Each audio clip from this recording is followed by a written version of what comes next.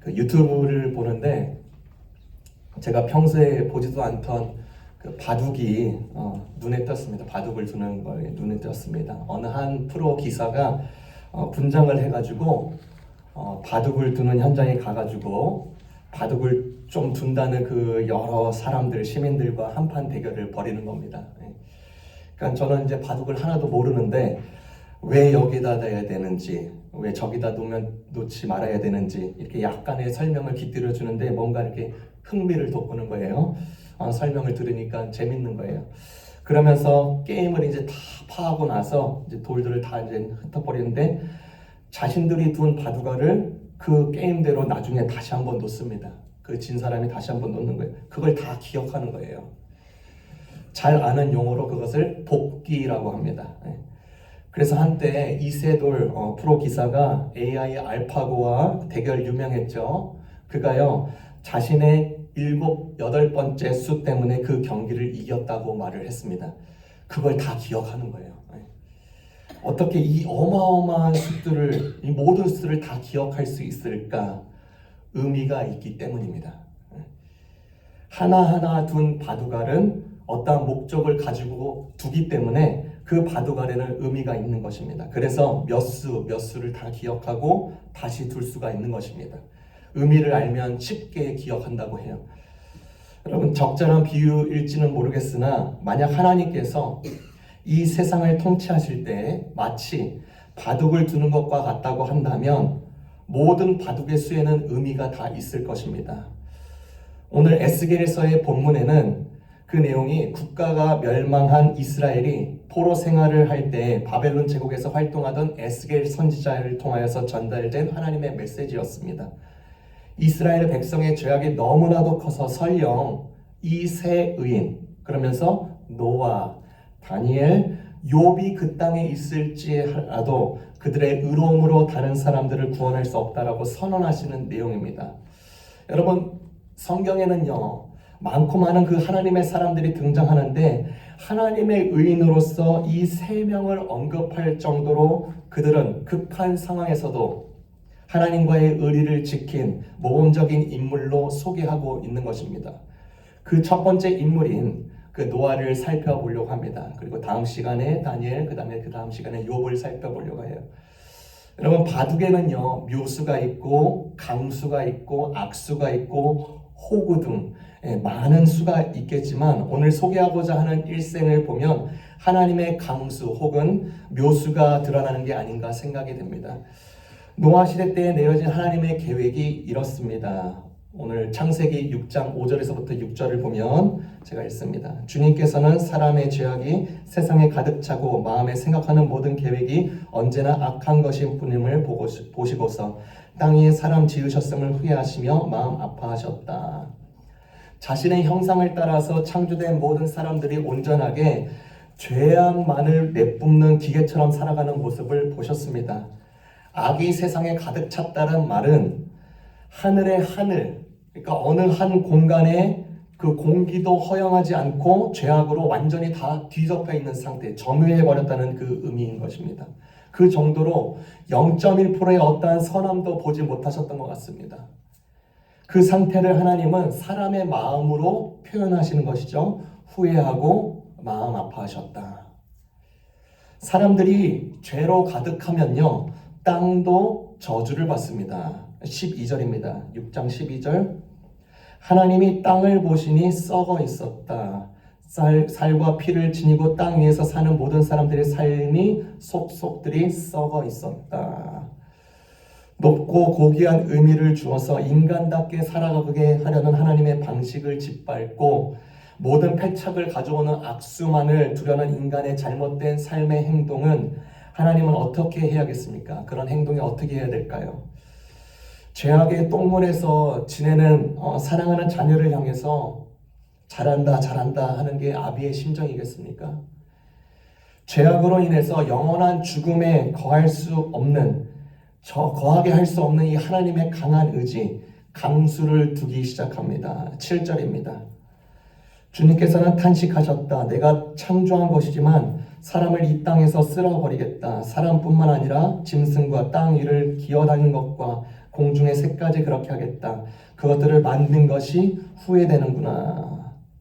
어떤 계획을 세우시죠? 하나님의 심판 계획입니다. 마치 이 한 구절만 보면 마치 바퀴벌레를 박멸하듯이 약을 쳐서 완전히 처단하겠다는 듯이 보입니다. 악의적이고 무자비한 모습을 보이는 이 모습이 과연 하나님의 본심일까? 8절입니다. 그러나 노아만은 주님께 은혜를 입었다. 제가 신학교 때 구약 시간 창세기를 배우면서 동급생이 교수님에게 이렇게 질문했습니다. 교수님, 이 노아의 사건, 이때 이 구절 편애주의 아닙니까? 페이버리티즘 아닙니까? 하나님은 누구는 심판하기로 처단을 하시고 누구는 왜 은혜를 입게 해 주십니까? 노아라는 자가 의롭고 흠이 없는 사람이니까 편애하시는 거 아닙니까? 라고 질문을 했어요. 그럴듯한 의문이죠. 그런데 이 구절의 원래 의미를 보면 이렇습니다. 노아는 하나님의 눈 안에서 은혜를 발견했다라는 뜻입니다. 하나님의 눈 안에서 은혜를 발견했다. 단순히 노아가 은혜를 받은 게 아니라 모든 죄악이 넘쳐나는 세상 속에서 하나님의 은혜 없이는 살아갈 수가 없습니다. 라는 이 신앙 고백을 가지고 살아가려고 했던 자가 노아였던 것입니다.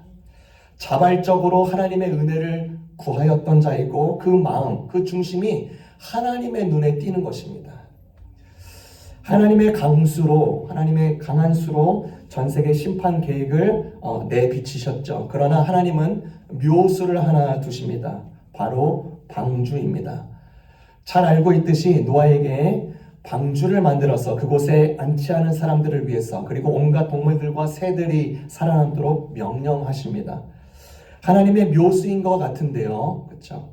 이는 마치 과격당치하는 단체들의 행동과 얼핏 비슷해 보이지 않습니까? 거대한 홍수를 일으켜서 살아 숨쉬는 살과 피를 지닌 모든 것을 쓸어 없애버린다고 하는 거 보면은 너무나도 화난 것 같지 않습니까? 그렇죠? 하나님 3일만 숨 좀 돌리시고 생각을 한번 다시 해보면 안 됩니까? 라고 누군가가 말려야 될 것 같지 않습니까? 화난 하나님이 하시는 말씀이 홍수를 준비해 둘 것이고 거대한 나무배를 만들라고 하시니까 노아 자신도 그럴 것이고 주변의 사람들이 이를 어떻게 받아들일 수 있겠습니까? 차라리 노아에게 야, 너 교회 예배당을 만들어서 복음을 전파하게 하고 그들에게 기회를 주어서 회개의 장을 마련하는 게 그게 더 고상해 보이지 않습니까? 그렇죠? 저희 교회가 지난주에 새로운 놀이터 설치를 완료했습니다. 정말 아름다운 놀이터가 준비가 되었어요.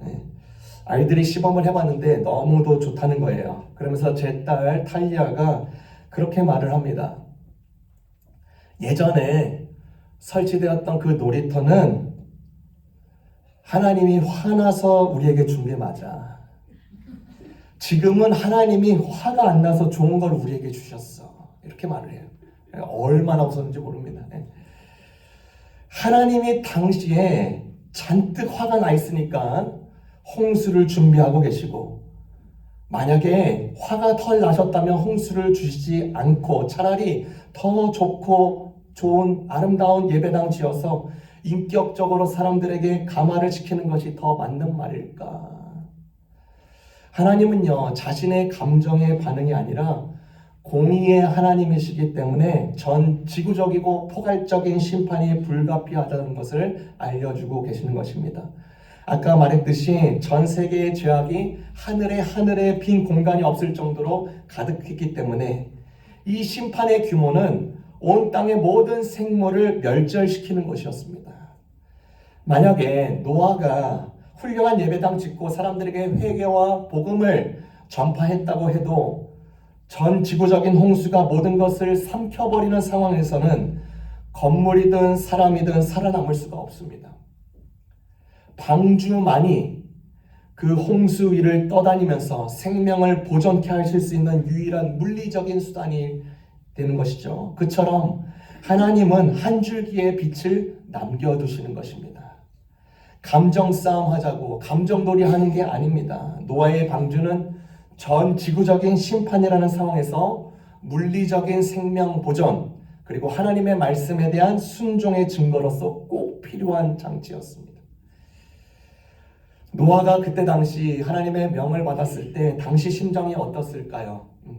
하나님을 믿었기에 하나님의 눈에 띄어서 이 큰 프로젝트의 담당자가 되어서 뽑힌 게 다행이라고 여겼을까요? 아니면 재수없이 눈에 띄었으니까 고생길이 열렸다라고 생각을 했을까요?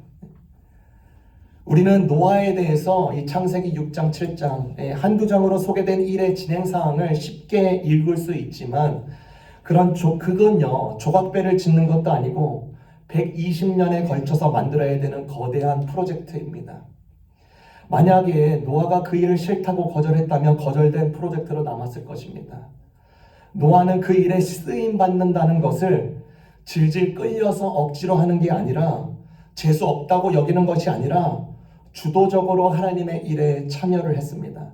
그러나 그 일이 절대로 쉽다는 것이 아닙니다. 당시 노아는 정말 인내의 피를 쏟는 심정으로 이 일을 했을 것입니다.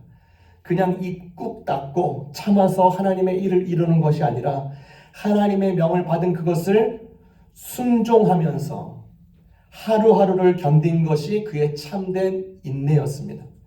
그가 짊어져야 될 십자가였어요.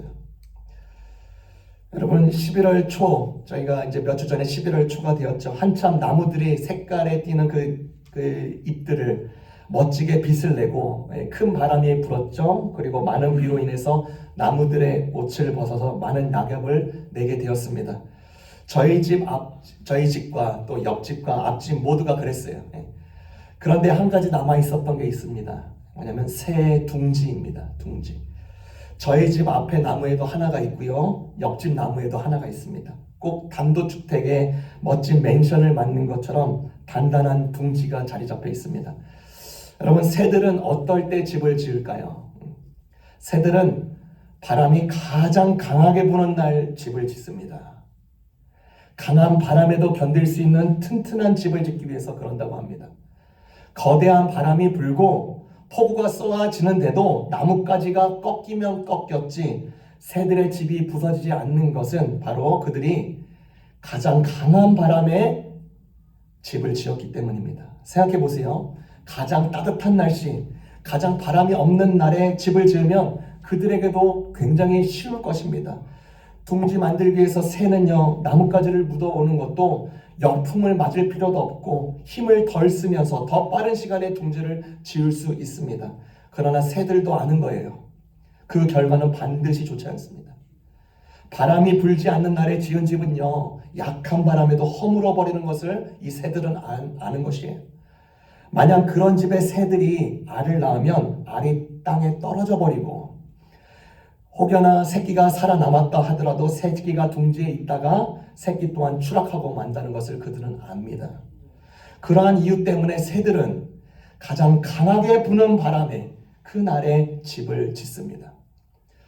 노아와 그의 가족원들은 이제 거대한 방주를 짓기 시작합니다.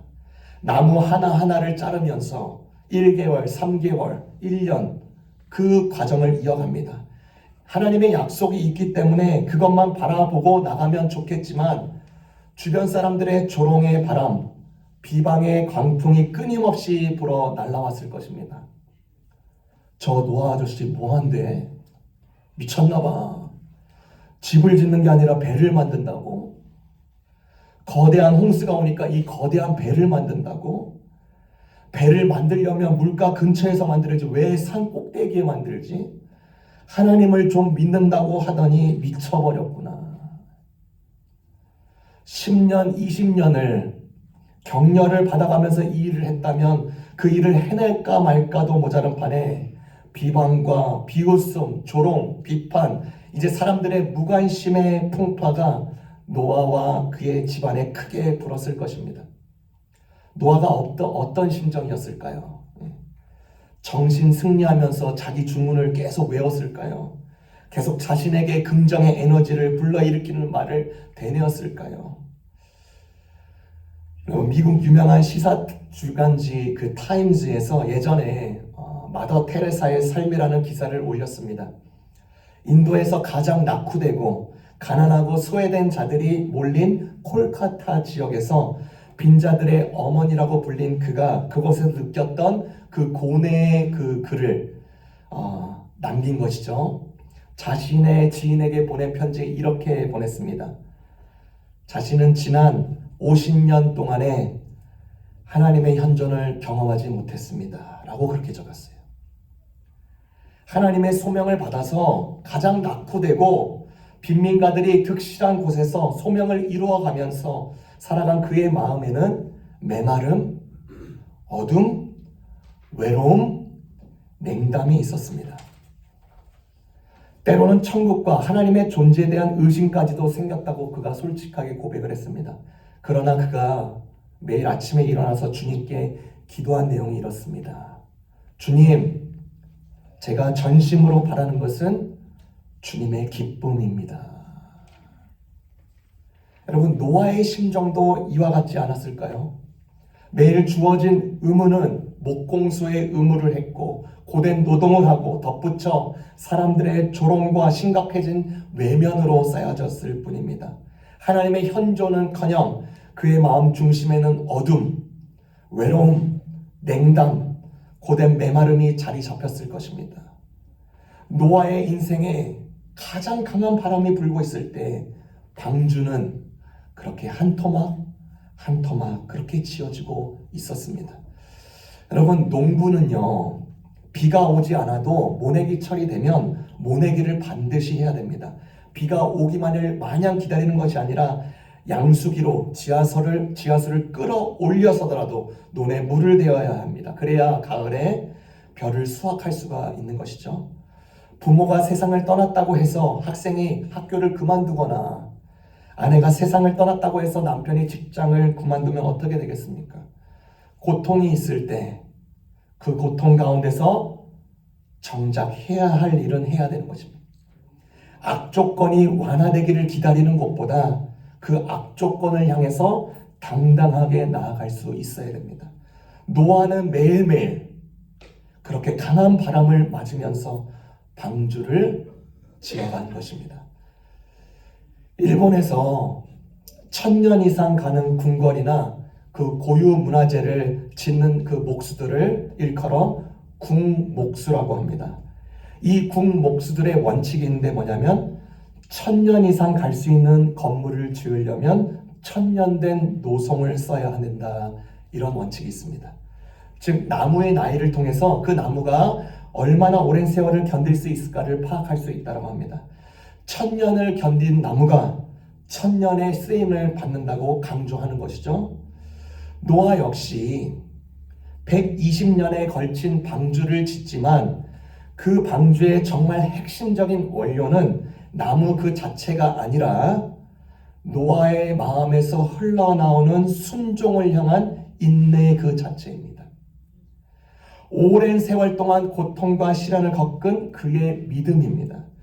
견디고 견딘 그의 마음이, 그의 인내가 놀라운 방주, 구원의 역할을 하는 그런 방주를 만드는 데 쓰임을 받을 수가 있었던 것이죠. 여러분, 성도 여러분의 그 일생에서 견딤이 가장 필요했던 시기가 언제였습니까? 저에게도 인생의 견딤이 필요한 때가 있었는데 첫 인생의 견딤은 군 복무를 할 때였습니다. 2005년에 군 복무를 했는데 군 입대하기 전에 그 해 올해 초에 말씀으로 받은 것이 잠언 16장 32절이었습니다. 그 내용이 이래요. 노하기를 더디하는 자는 용사보다 낫고 자기의 마음을 다스리는 자는 성을 빼앗는 자보다 낫다. 평상시 저는요, 저희 캐릭터가 화를 잘 내지도 않고 웬만해서는 이해하는 편이고 상대방과 갈등을 일으키지 않는 성향인데 군 입대를 하는 그때에 받은 말씀은 노하기를 더디하고 마음을 다스리라는 말씀이 주어지니까 너무나도 갭이 크게 느껴졌습니다. 크게. 그런데 왜 그 말씀이 내게 꼭 필요했는지 군 현장에 투입되다 보니까 200% 이해가 되었습니다. 화딱지가 날 상황도 아닌데 말귀를 못 알아듣는 후임, 사이코패스 같은 선임, 꽉 막혀있는 주임 상사, 북한에서 돌발적으로 도망했던 자들이 우리 기지 옆으로 도착한 상황. 군종병 때는 군목 목사님의 고질병인 결벽증으로 인해서 정말 곳곳에서 제 마음을 다스리고 견뎌야 될 상황 투성이었습니다. 그런 견딤의 시간이 있으니까 또 다른 어려움이라도 또 한번 견디고 참을 수 있는 것이죠. 저뿐이겠습니까? 성도 여러분 볼 때, 그렇죠? 저보다 훨씬 더 깊고 넓은 견딤의 시간을 다 겪었을 것입니다. 아까 소개한 국목수의 가문에서 천년 노송으로 집을 짓고 나면 언젠가는 반드시 후대에서 사용할 것이라고 생각하고 반드시 다시 소나무를 심었다고 합니다. 천년을 내다보면서 집을 짓고 천년을 내다보면서 나무를 심는 것입니다. 노아는 우리에게 자신의 견딤이라는 가정을 통해서 인내의 방주, 순종의 방주를 지었고 마치 앞에 펼쳐질 후대에게 또 다른 나무를 심는 것처럼 인내의 DNA, 믿음의 DNA를 심고 있는 것입니다. 그래서 오늘 에스겔 선지자를 통해서 노아의 견딤, 노아의 인내를 생각해 보라고 다시금 알려주고 있는 것입니다.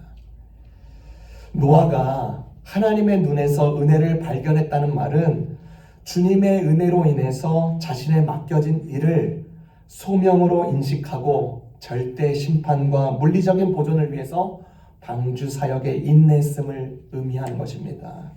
결국 은혜 받는 자의 삶은 결국 주님의 손과 발이 되는 데 있는 것입니다. 우리의 일생에 강한 바람이 불어올 때 소금에 절여진 듯한 견딤이 있는 그 순간에도 더 강한 집을 세우듯이 매일매일 주어진 일을 묵묵히 하면서 일상 가운데서 주님을 기뻐하는 자로서 살아가는 저와 여러분이 되시기를 주님의 이름으로 축원합니다.